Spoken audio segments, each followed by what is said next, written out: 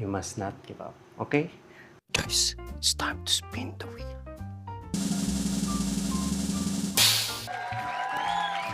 Record a short testimony or meaningful reflection.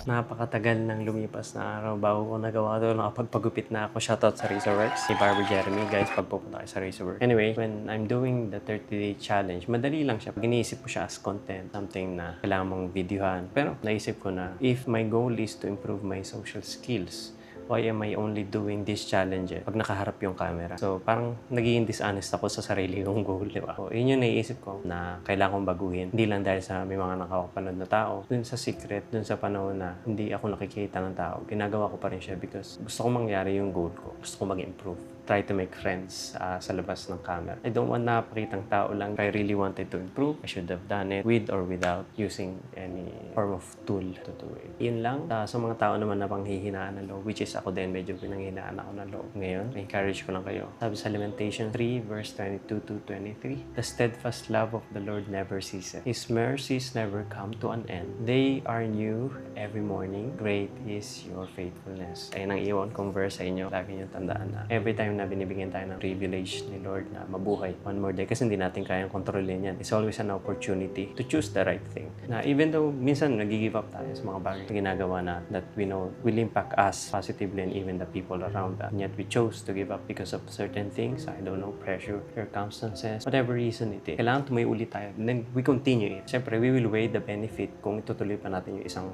bagay. Nga, kailangan may introspection tayo. Ayun lang may iwan ko sa inyo, guys. Keep moving forward and let's not give up. You must not give up. Okay? See you on